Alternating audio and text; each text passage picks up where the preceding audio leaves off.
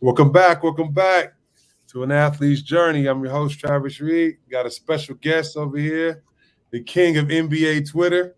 But just to go back, like to show you how old I am, I used to play with his older brother, which is insane. A friend of mine, real good dude, Josiah Johnson. Welcome to the show, man. Appreciate it. What's going on, bro? Appreciate you having me on here. I remember them good old days at Crenshaw and UCLA. Seeing you do work. I was like, yeah, man, your brother, like I said, Chris is the only dude that played with me in high school and in college, which is insane, man. For sure. You know what I'm saying? So anyway, let's get right into it. Man. How did your basketball journey start?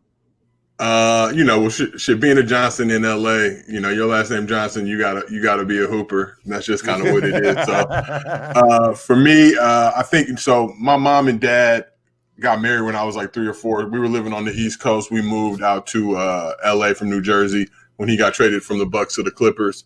But I remember he came back from an All-Star weekend in Dallas and we picked him up from the airport, LAX. This is back in the days, obviously, when you could pull up on LAX with no issues. And he had this big mini Nerf hoop for me at the crib. So he brought that back from All-Star weekend. And me and Chris, my older brother, we wore that thing out, man. We had this little foam ball that we played with. And, back in the day, it was like foam, but it was like almost regulation size. But as you would use it, the wear and tear, the foam would start popping off. So, it got to the point where there were just big holes and divots all in the foam. And we just had to rip it out and throw that thing away. But me and Chris would play in our den. We would play full court. I'd have the Nerf hoop. He'd have like a little mini basket stuck to the door. We'd just be going at each other, being various different dudes around the league. Like I remember at one point it was like, Dennis Scott and Kenny Anderson or whoever it would be at those points. I'll be Nick Anderson every once in a while in the Georgia Tech days. But, like Hank Gathers too, rest in peace. Like, just playing different characters going at each other. So we're just immersed in the world then. Obviously was fortunate and blessed to come up in the LA basketball scene and just have a lot of great coaches playing at spots like the Inglewood Y, playing with Slam and Jam in Victoria Park with Michael O'Quinn Sr., and just that whole crew, playing with the 4D Stars, Ray Ronaldo, who's the coach of that, but playing with guys like, Diallo Washington, who played at Crenshaw, Andrew Zahn and Adam Zahn. Andrew was a big 6'4", like 12-year-old on our 6'4", 11-year-old. So every time I see him, we're like the same size now, but I look at Big Zahn and it's like, I still remember us as kids and me being like 4 feet tall, him being like 6 feet. He was like Shaq. And his little brother Adam, who ended up, being like 6'7" as well. Andrew played at Arizona. Adam was at Oregon. But just a whole crew of just LA legends playing with guys like E.J. Harris and Tommy Johnson, who both went to Crenshaw. Steve Johnson, who was at UCLA with me too, and was a great hooper. Steve Moore, who played at Santa Monica with Arizona State. So just being immersed in that world, that culture, just the game, and playing with so many great talented people, a bunch of different programs. I program hopped for a little bit, so I was playing all over. So, but just got a lot of training, a lot of schooling, and like I said, I'm thankful and blessed to be a part of the LA Hooper community. Oh no, trust me, man. I hear you. That's how, like you were saying. Zahn was like 6'4". That's how Jason and Jaron Collins was. They was both like 6'7" when I joined them up at as ARC. So okay, I remember like ARC too. Yeah, that's when Barron was like 5'2", but still could score, do all that. But yeah, Jason and Jaron was like big. They were already bigger than everybody else at that age group. So yeah, man, that's good. You know what I'm saying? So was there any other sports you thought about playing growing up? So I was trash at baseball. My older brother Chris was nice at it, but I can never get the hang of that. Played a little bit of tennis too. I got tennis lessons when I was younger. Actually played at Crenshaw when I was there in 9th to 10th grade. Played on the varsity team, singles and doubles. But I was trash at that too as I got older. I think if I would have pursued it, took it more serious, maybe. Golf a little bit. Our pops had us at like the par 3 courses as kids out there, doing work. But man, it was pretty much always just basketball. I think basketball kind of dominated everything. My mom would never let me play football, so I could play flag, but she wouldn't let me play tackle. But I feel like I could have been like a nice like Byron Leftwich type out there playing QB if she would have let me cook there. But Yeah, so basketball was kind of the primary thing. Like I said, growing up, when your dad is Marcus Johnson, everything he's meant to just the game and the LA hoop scene in the community, it was pretty much a foregone conclusion that we were going to be playing basketball in the house. No, I got you. I can respect that. And like you said, I think, you said you kind of hopped from team to team growing up, Slam and Jam, other teams. And I think for myself, I was hopping in between mostly ARC, but I did hop on K-Swiss a couple times. Yeah, K-Swiss was shout out to Thad. K-Swiss, I was on that squad. So I played with K-Swiss. I was at 4D, went over to K-Swiss, was playing with EJ and Tommy and the rest of that crew. Jamal Sampson was on the younger team, but Barron, Bean, and Paul Pierce was on the older squads. I remember we went to Vegas one year when I was young, and they flew KG in to play with Paul. And this was back in the day, like that's pretty normal now.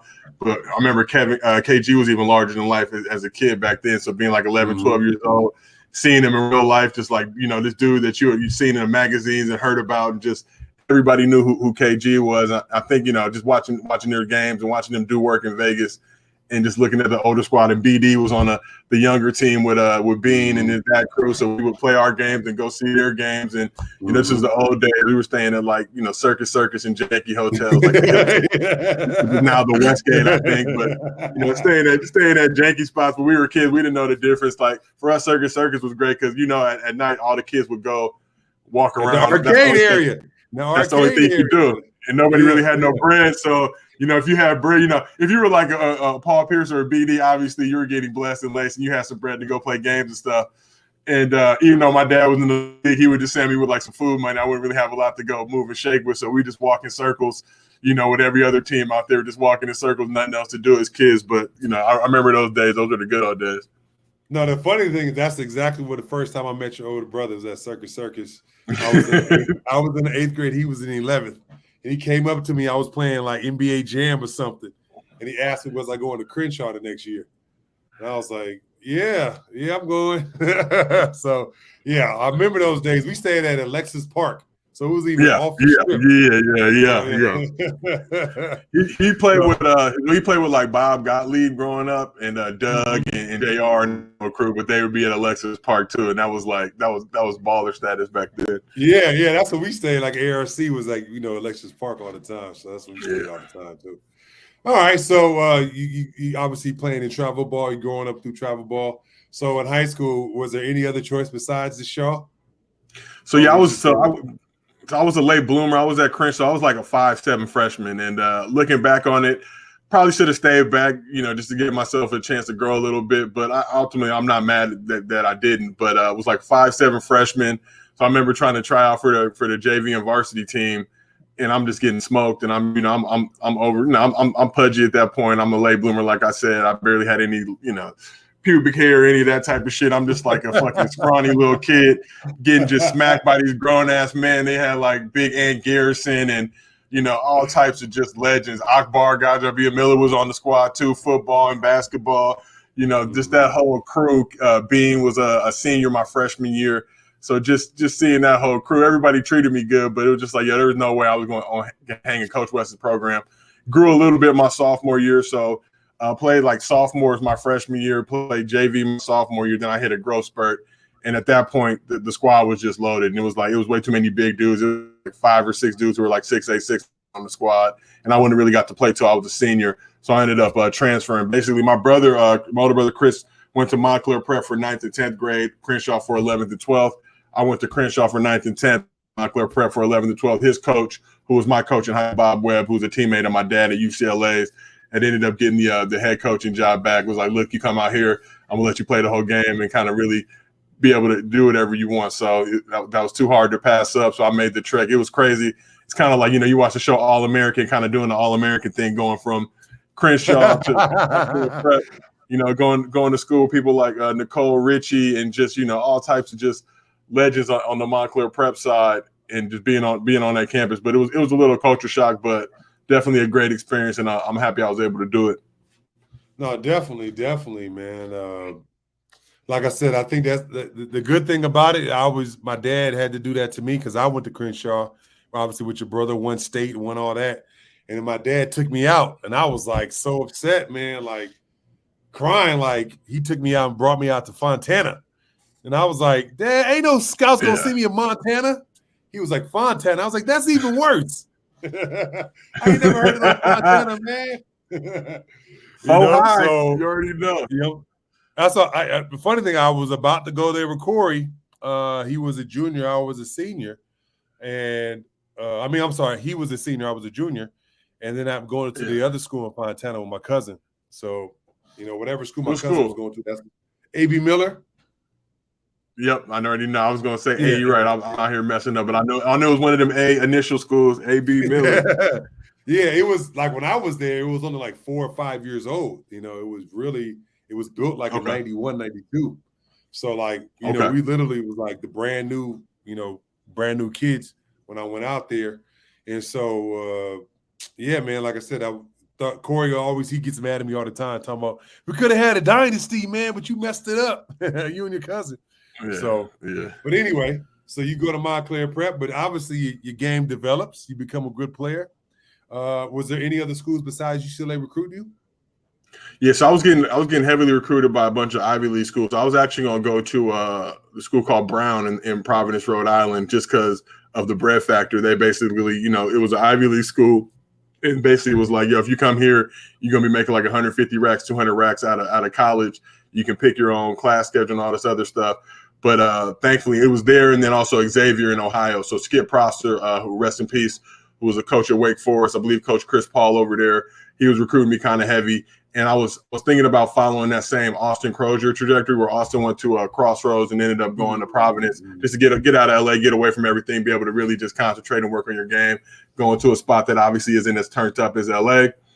But ended up UCLA came late. Coach Lav came late in the recruiting process. I think I took a trip up there in like February-ish, committed on the spot, was just, super amped and excited. Ray Young was, for people who know, two-way Ray, the living legend from UCLA. Ray Young was my host. Sean Farnham was my host for the 2 nights I was out there and just had a great time. Sean and Ty Ramazar lived together, so they really took care of me and just had me out there living the life.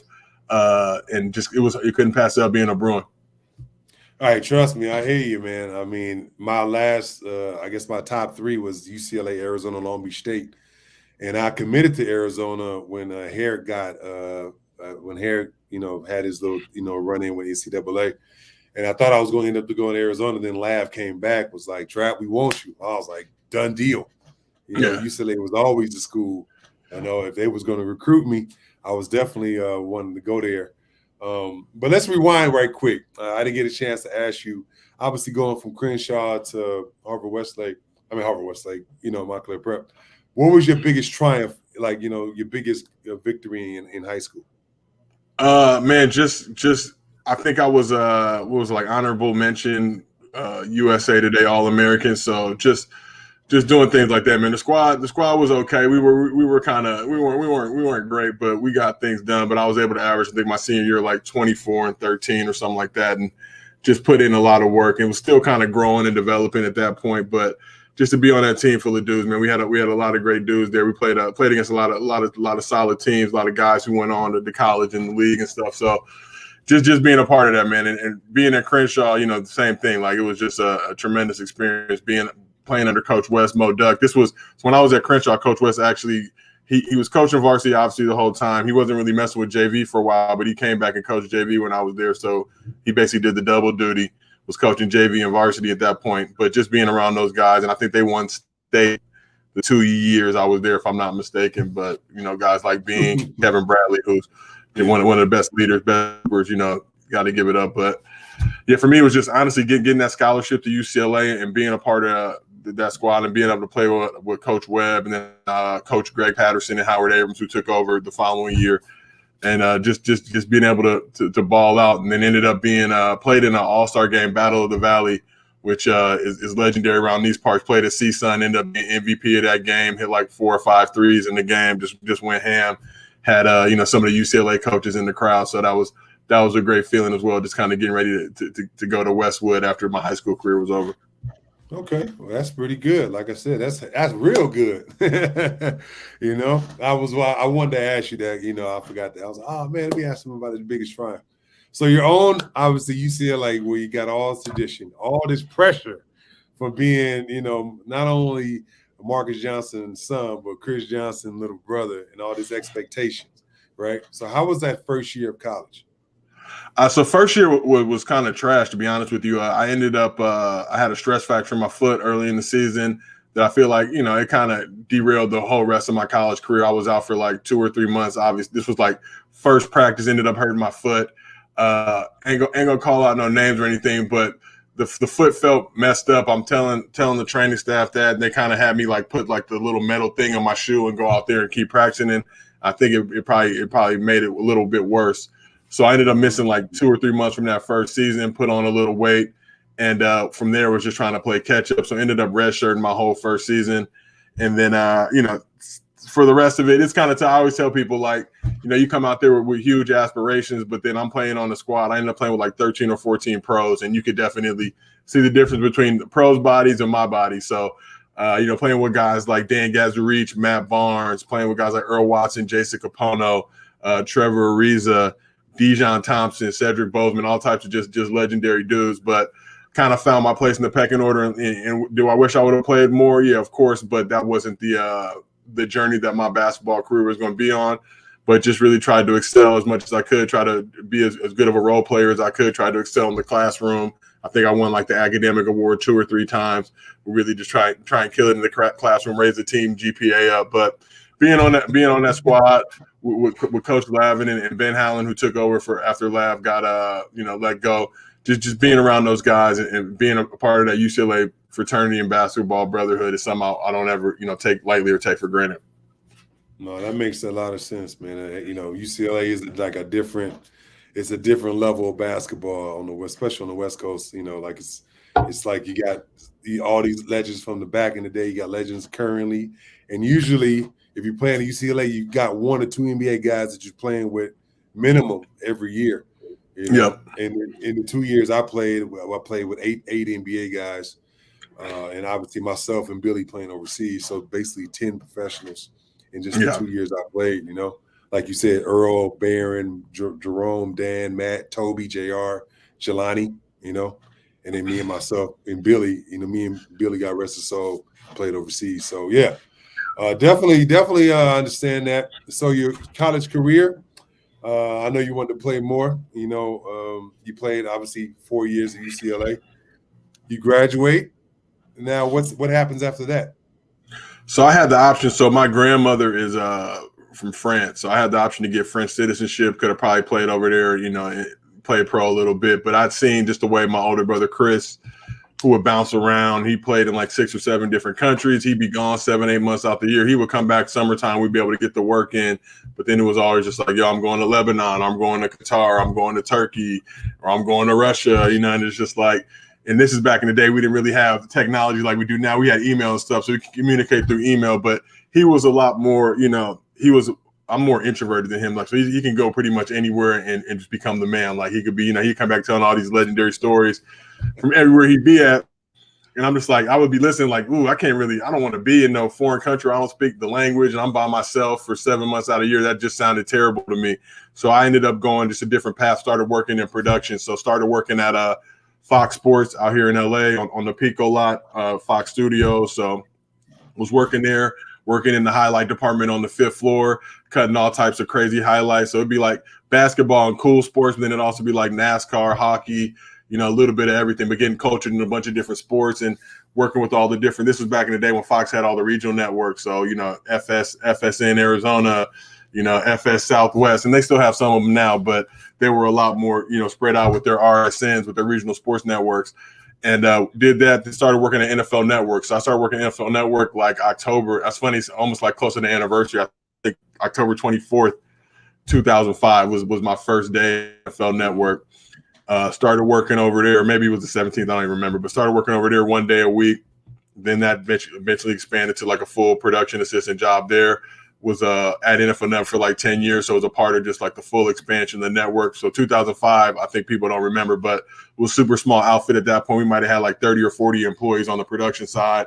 We were just cranking out a bunch of shows. We were all working on different shows together. And then over the next, 5-10 years, the network just exploded and expanded. And they got the Thursday Night Football package. So worked on that pregame, halftime, postgame shows, worked Super Bowls, drafts, combines, pretty much anything the NFL had to offer, opening kickoffs. I worked a little bit of everything. So, it was a great opportunity to work over there. Worked with a lot of tremendous people like Rich Eisen, Deion Sanders, Michael Irvin, Steve Mariucci, Darren Horton, I think Fran Charles. I just could go down the list of all the incredible talent and amazing people that I got the chance to work with, in addition to people behind the camera as well that have now gone on to be successful producers, at networks all across the country. So definitely thrown in the fire there. But getting the opportunity to work for an entity as big as the National Football League isn't something I take lightly. And I definitely was grinding out, going hard there, kind of learning the ropes, but also learning that, damn, them long-ass days, I don't really want to be a producer. I'd rather be in front of the camera, man, to be honest. Like, I'd rather work for the talent. Like, we always joke now, but, like, back in the day, it was kind of like Shawshank. Like, it was like any institution, like, but you just knew the routine. So Sunday night, like the talent, like the people who are on the shows and on air, they get like the great catered meals and shit.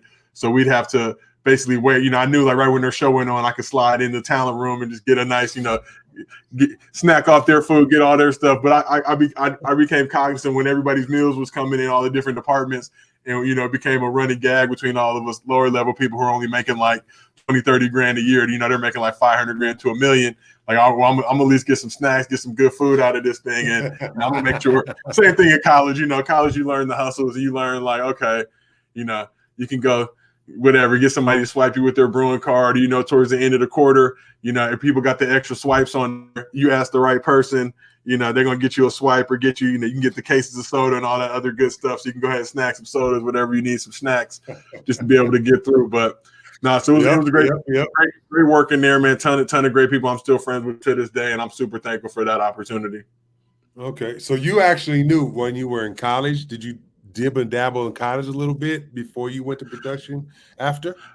So, we had always kind of, I knew that I was going to have a career in the industry. When I grew up in LA, I went to this elementary school called UES, which was on UCLA's campus. It was taking a lot of film classes there as like a 9, 10, 11-year-old. So got to hang out with some people like Jason Schwartzman, who's now a successful, talented actor, starring in movies and just being around the world and growing up in LA and spending a bunch of time on the different world set where, my dad played with Norm Nixon, Norm's wife, Debbie Allen. Debbie was running things on a different world for I think seasons 2 through 5 or 6, whatever it was. So my mom did a bunch of extra work on the show. So I would go with her up to the set and just hang out and spend all day there. I went to school, elementary school with Debbie and Norm's kids. So we would get picked up, in the carpool and shuttled off to the studio where they'd be taping different worlds. So, you get picked up around like 3 o'clock from school, head over to the studio. You'd be there till 8, 9, 10 o'clock at night. They would tape one episode, but they would do 2 different tapings. So they would have, 2 groups of viewers come in. I don't know why, I guess just to make sure they got everything right. So let's say, I don't even know the time, but they would do like a 6 o'clock taping and an 8 o'clock taping of the show. And just being there, hanging out, being able to walk around the sets. And, I remember being there for all like the big wedding scene when Kadeem Hardison's character, Dwayne Wayne and Whitley and, all that stuff, but seeing them do like 18 takes of it. So, the thing about that was those episodes would come out like 6-8 weeks after the shoot. So we already knew what was going to happen in the wedding scene. So we'd have friends over, me watching the show. Like, I already know what's going to happen on this joint, but I'm just going to sit here and pretend like I don't. And then Chris was the master of that. Chris would be watching the show and then call out what was going to happen. Everybody think he was, clairvoyant. But it's like, no, we were at the taping, right? We knew what was going on. I got you. Well, I guess that makes sense, man. Growing up kind of in the life of acting or in the life of like being behind the scenes and getting to see that at a young age, probably you develop a passion for it. Yeah. To where like this is something that I could see myself doing after basketball. Now, my question for you was like, was it hard to kind of give up basketball and kind of go into what you went into, or was it like easy transition? No, it was hard, man. I think for any hooper, they'll tell you just kind of having that breakup and coming to that point. I was thankful that obviously I sucked at UCLA, so I knew a couple years in advance that, all right, this is probably where my life, my life ain't really going to be hooping. So I need to start figuring things out, figure out what my next move is going to be. But just going from, being a player at UCLA, getting the sweatsuit, the backpack, walking around campus with a certain level of prestige and star power, to now being the low man on the totem pole at an NFL Network or a Fox Sports where you're a PA. Like, I wasn't getting nobody coffee or anything like that, but there was definitely a hierarchy there. But for me, I always just kind of, embrace whatever my role is and know that the same thing I tell kids that get into these different industries and trying to do stuff. It's like, don't ever see yourself. You may have the job title as production assistant, but don't ever see yourself as a production assistant. See yourself as whatever job you want to have, and really start communicating, networking, talking to those people that are in that position, shadowing them, doing your day job, and then also trying to figure out the job you want to do as well. So looking at that job as well. So I may be a production assistant when I'm here, but I'm also looking at the directors and the producers and everybody behind the scenes and seeing all the different stuff they're doing and seeing, where I want my career to go, and really, allowing those people to be mentors and just asking them questions and being in their ear all the time. And just, it's funny. I mean, we had some super talented directors at NFL Network, and I was working basically graphics. So I would sit behind them in front of all like 20, 30 different monitors as they're calling all the shots out, but just studying. And then people like Tony McEwen, who is, somebody I really, really look up to. People like, Gary Foreman, who is a legend in the game, G4, that, just looking at these people as they're working, black men that look like myself, and they have basically the highest position at the company in terms of in production, like directors running things, but just how they move and shake, and just learning a lot from them. Not I even really got to tell them to their face or thank them, but just had a tremendous impact on my career. Okay, I mean, yeah, that's that. Man, I love your story, and the fact that you also, like I said, being a baller, but like kind of being sad about that, but immediately going and attacking your new journey in a way that you did when you were playing basketball, which is really good. I think that a lot of people can, like listen to your story and really be like, yeah, what I'm saying?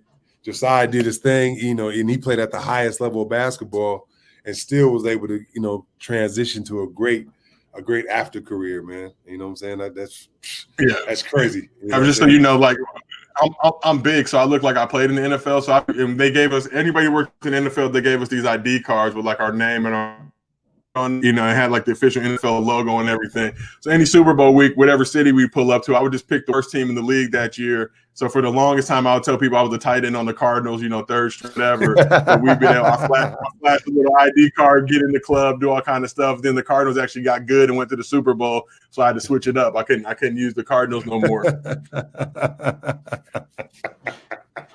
Actually, that's funny, man. That's hella funny. Okay, all right. So now you're successful. You're successful at the NFL Network. Then what happens after that? So I was at NFL for about 10 years. So while I was doing that, I was running a website called Jersey Chaser with some buddies of mine, Ike Williams and Quinn Hawking, who were teammates of mine at UCLA, actually sat on the bench with me. And we would kind of just joke around a kid during games. So once reality took hold and we had to find some new things to do with our life, we started running this website, doing a bunch of off-kilter content and just, doing a lot of funny stuff. Spots you see now like Bleacher Report or spots like SB Nation in terms of just the content like memes and even the stuff I'm successful for now. We were doing a lot of that back in the day. We didn't know it. We just thought it'd be funny to slap a Mr. Miyagi face on a photo with the crazy text bubble saying some stuff or just all that kind of stuff. So we were running the website. I was actually running Jersey Chaser and blogging from there. So I'd put up like 8 to 10 articles a day talking about pretty much anything going on in the world of sports, but from like a more of a funny lens, more of a funny skew. Like my thing back then and even now, it still is like there's so many people who weren't really athletes that work in sports space. So they have this really condescending negative view of athletes. So everything is always framed from the lens of, even back when we were in college, I look at the NIL stuff they got going on now where these kids can make money for their name, image, and likeness. Like, if you would have said something like that 5-10 years ago, people would have told you were crazy or told you how dare you should just be happy to have a scholarship, all that other, all the other propaganda party lines they used to hit us with. So I was coming in just from the standpoint of, somebody like a Reggie Bush who went to SC, but, just the stranglehold that Reggie had on LA at the time, everybody rocking number 5 SC jerseys, and, and he gets kind of caught up for the situation. I think with his family, they had a crib in San Diego or whatever it was. He gets like stripped of his Heisman, things like that. Stuff like that really irked and bothered me, just the way that he was painted in the media. Meanwhile, SC is making millions and millions of dollars. So yeah, they might have had to forfeit some games or whatever, but they ain't giving back none of the bread from all them jerseys they sold. And it was just kind of this double standard with athletes. So I think when we started that site, it was really more to have, to post things from the lens of the athlete, be supportive of athletes. And that's something I still carry with me to this day. So I was doing that. And then from that, was blessed and fortunate. We did a bunch of content that performed really well online, got the attention of a couple guys that worked in the TV industry. They reached out to us. They were working on an animated project. Initially, they were trying to do something on LeBron that was like, Fat Albert and the Cosby Kids in tone. We kind of politely told them that, that probably wouldn't rock well with just the way we moved and shaked and our sensibilities and what we, how crazy out of pocket we were with our comedy. So we ended up pitching them an idea based on my experiences sitting on the bench at UCLA, which turned into the show Legend of Chamberlain Heights that ran on Comedy Central for 2 seasons. So, when you watch that show, even the pilot episode, that was literally me, Quinn, and Ike Williams just talking about the different stuff. Like stuff is comical. It's like, yo, should we shower after a game or not? Because we didn't play. Like these are things like as a hooper, you got to ask yourself, like, damn, I did. I mean, I broke a little sweat, but not enough to really have to warrant a shower. And but that's just kind of the stuff we would do. So that thing ran for 2 seasons. First season we ran immediately after South Park, so that was a cool, amazing experience. Second season they kind of put us in a janky slot. But I'm super thankful for that opportunity because that opportunity really shaped and molded me to everything I do now in social. And even back then, this was like 2015, 2016, I saw where social media was headed. I saw the type of industry it was going to become. So I really just started focusing on learning the game and learning the hustle and really immerse myself in that. And now I like to joke that I got a PhD in social as a result of that. So it was a lot of stuff, you learn about the TV game, a lot of grimy stuff, a lot of janky, shady stuff. All the stories you hear, a lot of them are very true. And then, the crazy part is, people will do you dirty on that side, but they'll do it with a smile. They'll, be patting you on the back and smiling as they're doing you dirty. So, when you're naive and you're young, you didn't realize what's going on. But like I said, I'm blessed and thankful to have that opportunity to learn so much about social, and that really helped translate to everything I'm doing now currently and all the success that I've experienced on that side. No, definitely, man. And like successful, you are very successful, I had to ask you, how did you get the King NBA Twitter, nickname? Look, man, it's funny people will say that, and I don't really like saying that. I just don't believe in those type of titles. I know who my kings of Twitter and NBA Twitter are. I look at guys like Dragonfly Jones, guys like Jethro Jenkins, guys like, Mero. And those are the people that really got into that world and wrote me into kind of social. But I just did a ton of market research, ton of trial and error. And the thing is, like, social media is kind of like being a stand-up comedian from the sense of, like, you're doing it digitally, right? But you put up a meme or you put up a joke, or you put up something, and people will let you know right away if they're rolling with it or not. So I had a lot of, everybody sees all the great stuff now, but that's the same as being a hooper. You learn, like, all right, sometimes I got a pump fake, I got a jab step, I got to do whatever to, depending on who I'm going up against to be able to get a bucket. So that's how I operate when I'm on social, man. I'm always just trying to get buckets and, trying to put out stuff that people like. People, being a hooper, especially on social, people get so caught up in just debates and will be going at each other and really start bickering. And for me, it's like, look, man, I'm not getting no bread from any of these teams. So I'm not going to sit up here arguing and debating just the intricacies and nuances of basketball. That shit sounds terrible to me. So I'm going to get these jokes off. I'm going to have more of a locker room type of experience. Like, you in the locker room, guys are cracking jokes, guys are keeping the mood light, especially like, early in the season when you got the double days and you ain't got no games in sight and it's like 30 days of practice for your first game. You got to keep the mood light, keep the jokes flying, just keep everybody, engaged mentally. So that's the approach I really try to have with social from that standpoint. But just put out a lot of good content, really learn the hustle of social. And I think a lot of people don't realize, people look at me like, oh man, anybody could do that. And I always say, well, shit, if anybody could do it, tell them to go ahead and do it. Because if it's that easy, then, maybe I'm tripping. So, everybody would do it. Everybody would do it. Yeah, exactly. And then that's where the conversation ends. And you talk whatever shit you want until it's time to go out and get numbers. Same thing with hoop. Like, all right, shit, anybody can go get buckets. All right, here's a ball. Go get a bucket. Like, if you can really do it, you'll go do it. But just learning that hustle, man, and working for a lot of different companies in the digital space. And like I said, working on Legend of Chamberlain Heights and getting the opportunity there to run the social account for the page. And I just did a deep dive, man. And it's funny, if you ask anybody from back in those days, I always had the computer or the phone with me, and I'm doing 2 voices on the show. I'm writing on the show. I'm doing all types of stuff, but I always had the computer going, trying to build the following. I just seen the way that shows like Game of Thrones and Insecure have been able to utilize social media, and even look at Insecure now. And, Stranglehold on social media when, on Sunday nights when that show dropped, everybody's talking about it. So I was like, look, if we can get this show in the conversation on social, we'll be able to get viewers. And this is, 2016, 2017, when a lot of people are cord cutting, they're not watching cable like they used to, and everything is happening online. And that's what I used to always preach. A lot of people didn't listen to me. Some did, not enough. When I would tell them just like, yo, social is the way we need to focus our energy on. This is how people move and shake. And look, I can be sitting here in my underwear at home and I could put a tweet up and that thing could get 1 million views. You know what I mean? And I like to joke and kid with a lot of these companies, like you guys can have multi-million-dollar budgets, team full of 10 to 15 people that have this snazzy title and that snazzy title, and I'm running laps around you at the crib with 2 kids jumping all over me with an internet connection because that's all I need. I don't need those millions of dollars because at the end of the day, if you're not creative, if you don't know the grind and the hustle, and you're trying to cheat the grind with additional resources, that's not the way the social works. People, I think people are learning that, and they've had to learn it the hard way. And that's why I've been able to sustain. So I don't like just to call myself the king of anything. Honestly, I just like to go out.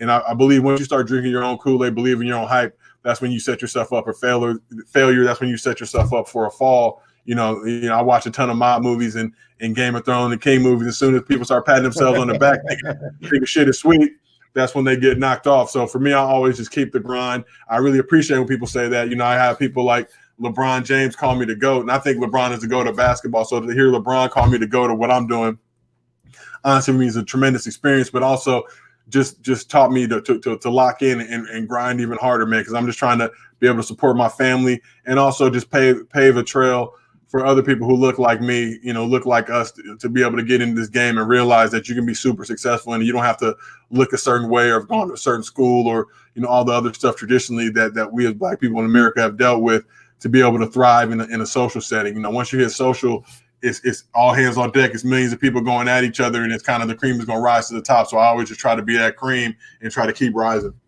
No, I hear you on that, man. I hear you on that. And LeBron is second. He's second behind Kareem. Kareem is 1, LeBron 2, Jordan 3. I mean, Kareem, I think, is the universal GOAT. People don't accept it or appreciate it. And I think Kareem is a guy who, for being tall, but it's like anybody who's trying to shoot a sky hook, I don't care how tall you are, especially hands that big. Hard. Like, go to your Nerf hoop and try and shoot with that little ball, sky hook, and knock it down consistently. And then tell me, Kareem, he's tall. It's like, yeah, but he's knocking down sky hooks from like 15, 17 feet out with consistency. That's not, I don't care. Again, like, yeah, I mean, obviously contesting his shot and all that stuff's a lot harder, but there's a level of skill to it. So look at everything Kareem did from the game, from high school to college to the NBA. Yeah, he's the universal GOAT, should be. But when we get into the MJ, LeBron debates and all that type of stuff, don't get me wrong. I can respect the LeBron debate. I think LeBron is a hell of a player. I think that he's, to me, he's Magic Johnson on steroids, Yeah. Not on steroids really, but just on steroids in the body. You have to correct that. People are like, oh, he on steroids. No. It just you already know. Yeah, exactly. So I definitely feel like he's definitely a tremendous player, along with Michael. But to me, this is just me. Kareem had to create an unstoppable shot because he dunked so much his first year that they outlawed the dunk. I mean, Shaq didn't even dunk that much where they outlawed the dunk. So think about how racist the game is. That it's like you're gonna literally outlaw a whole last shot. Like, you can't dunk it. You got to drop it over the but that's the lengths they went to try and stop Kareem from dominating. Like, that was going to make it. It's kind of like you look nowadays and everybody's on Harden now because they changed the foul rules and his numbers ain't looking that great through the first couple of games. Harden's going to adjust and figure out how to get buckets. Like, that's just, the game. The game carries on. You know what I mean? But to think about back then, because they got rid of the dunk, outlawed the dunk with Kareem, then brought the dunk back my dad's senior year. So he always likes to joke that, Louisville was called the Doctors of Dunk back then, and they had like 60 dunks as a team, but he had like 63 by himself. Like, you know what I mean? Like, as soon as he was like, yo, I'm dunking on dudes. Like, and it's funny, man, he just did a pod recently, but also just looking at the socio-economic aspect of just the dunk and how dudes like back then, like, Black men were looking at a way to just, let go of their anger and frustration with society and the world. And like, what better than to be able to dunk on a white dude on the court? And, there's no retribution for that. So I got you on that, man. I got you on that. All right. So let me ask you this, Josiah, man. Like, everybody kind of goes through like low points of their, career, life, whatever the case is, man. for, I guess, the next Josiah that's coming, in the future. How did you get out of that low? How did you get out of that low point, and what did you do to get out of it? So at the end of the day, I've had several low points. When my college basketball career ended, when Legends of Chamberlain Heights got canceled. So I'll focus on when Legends of Chamberlain Heights got canceled.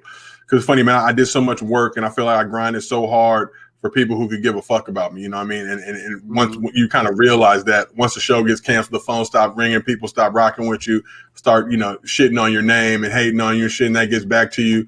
And, but then we'll try and smile on your face and do the buddy shit. So for anybody, man, it's like you got to be able to pull yourself out of whatever situation you're in. Like, life's not always going to be perfect. It's not going to be easy. You got to just grind. And that's why I really, people call me the king of NBA Twitter now. They don't see, that period in like 2017, 2018. I couldn't get a job. Nobody was messing with me. And I'm sitting here, knowing, telling my wife, like, I know I'm talented and I know that I belong in a certain position in a certain place, but it's not working right now. So I'm going to go force my way into it. And it's funny, man, those same people who try to funny style big time, act janky to me when they see the numbers start rolling up or they see LeBron start rocking with it or KD or whoever else is in the game start messing with me and start giving me love and praise. All of a sudden the phone starts ringing again and, oh, we always believed in you. We knew you could do it. And it's like, man, get the fuck out of here with that shit, man. Honestly, like, it gave me a lot of perspective, like who to really rock with, who to really trust, and who to really be down with. And I'm down with the people that are down with me, you know what I'm saying? So people see me now, and it's like I don't take anything too serious, man. I just try to have a good time and enjoy life because I've seen both sides of it. And, I've been unhappy, man. It was funny after that show got canceled. I was super depressed, down, ballooned up to like 360, 370 pounds, eating dessert with every meal. Just, a worthless piece of shit in a lot of regards and just a terrible human in a lot of regards. But was able to get my life back together, get back on the right track and just grind. And that's the thing now, especially I always try to communicate to people. It's like, you have all the skills and resources necessary. If you got a phone and an internet connection, you can get on social media, you can build your brand, you can do stuff like you're doing now with the podcast, reach out to people to jump on. And, some people might tell you, no, it might not work out. So fuck them. Just concentrate on the people who are rocking with you, who will help you get to where you need to get to, but also be a good person, build your network. Don't just build your network trying to use other people for shit. Don't always be the person that's asking for shit. Use your network to help elevate. That's the thing with me and my people that I've come up with. They know if it's my boys or my homies or people that I've come up and I rock with, and they ask me to do some shit and they may not have a budget or a lot of money for it, I'm going to go do it because I know if I hit them to do the same thing, they're going to do that for me. And then when we get the budgets, we get the bread, they're the first people that are getting that call. Like, yo, I got some bread now. I'm going to make sure you get taken care of. So I really go out of my way to just try to help people out, try to give people game. I can't tell you how many people reach out to me for questions or advice or whatever it may be. I always just try to be a resource and an outlet for them because I know how many people I had in my life who were mentors who would always just take the time to help me out as well. So always feel that need just to give back and uplift others, especially people in the Black community, because I know how hard it is for us in this country, how hard it continues to be. And even looking at situations like George Floyd and I just did a show with Ava DuVernay and Colin Kaepernick, looking at Cap and his experience now. Cap is literally blackballed from the NFL. We got to watch a bunch of trash-ass quarterbacks every week. No business having a job over him simply because he wanted to raise awareness of social injustice and things like that. But this is what really goes on in the world. You know what I mean? And it just kind of laugh about it. You look at John Gruden's emails, and they try to he was the only one that would send these emails. And if I worked at NFL Network, I know for a damn fact, old white dudes don't know how to use email like that. They be on there talking reckless and spicy, thinking that nobody's ever going to find out about it. You know what I mean? Mm-hmm. Not realizing that this email, but again, when you got people to have your back and want to make sure that shit don't come to the light, it won't come to the light. But for me, it's just being able to give back, be a resource, an outlet. And I always tell people, stay strong, man. When you're at your lowest point, when you feel like things can get lower, then the only place you can go is up. So start doing it. And even, somebody like yourself doing this podcast and things like that. I'm sure at one point it was just a dream in your head to do this. And now you actually out here really doing it, getting it. And, from episode 1 to 10, you're going to get better. From episode 10 to 20, 20 to 100, you're going to keep sharpening your skills, developing. And that's the whole thing. Be consistent. The one thing I like to tell people, man, if you quit, nobody's going to give a shit. So you might as well keep going. You know what I mean? Like, you quit, you can complain about it. Your friends and family may give you some sympathy, but they got their own shit to worry about. So nobody's going to sit there and have a pity party for you. So go get it. And it's not going to be easy. When you get it, you can stun on people, but remain humble. Like LeBron told Cam Payne during the game, bro, you're in a half go, your ass is sitting at home. So stay humble, okay? Okay, just, I saw that. I was like, Campaign. I remember you in the summer league a couple years ago, 2019. He didn't even play for Oklahoma City. Yeah. In Vegas. I was like, he wasn't even playing. So yeah. Cam got his bag, so I respect that. But just always stay humble, know where you come from, know the people that have looked out for you, and go out of your way to support those people. Oh, agreed. Much agreed. Like I said, I definitely agree with you 100%. And like I said, I appreciate you coming on the show, man, blessing us with us.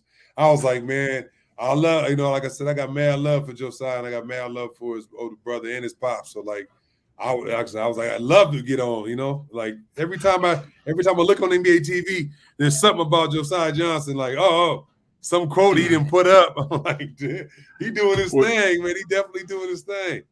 Trav, the feeling is mutual, man. I know you. I just remember seeing you in the gyms back in the day as a little kid, but always like being a freshman playing varsity at Crenshaw. I don't think people understand that's probably been done like 3-4 times maybe in history. And obviously you at UCLA as well, then going on to Long Beach State, but was always a big fan of your game. I remember being in the gym as a kid, asked my dad, like, who's that? Like watching you play, like, who's that?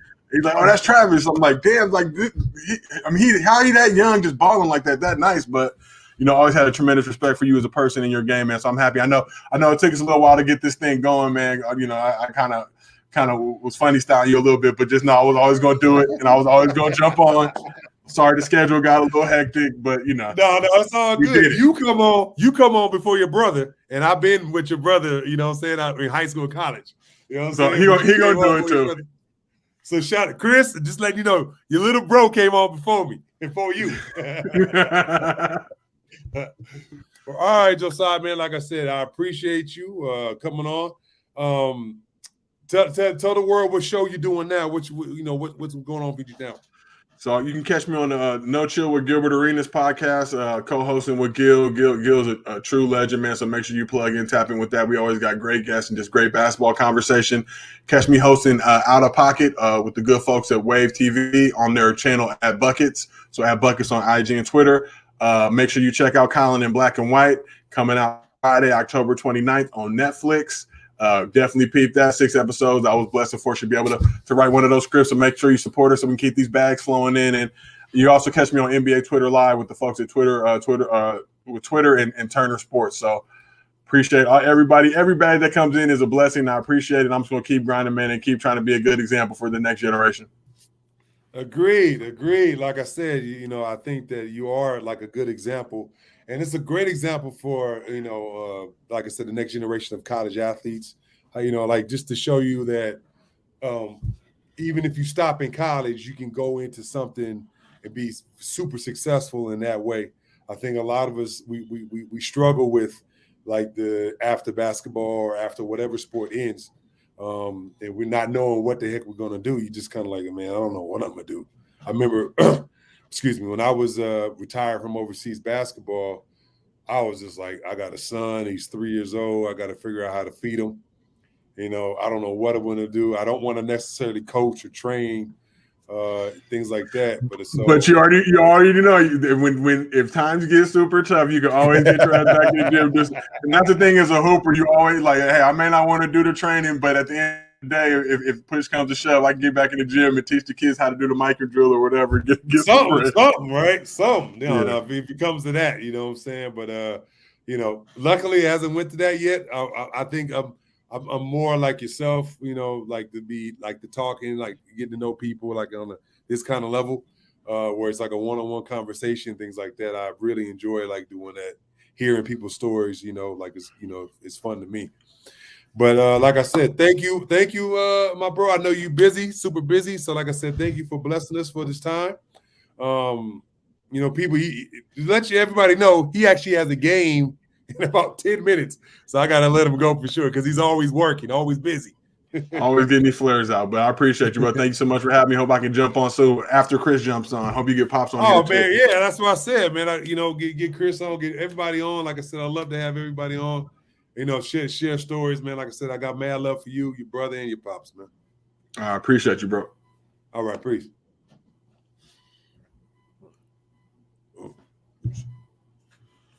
Let me see. Oh, you can cut it out,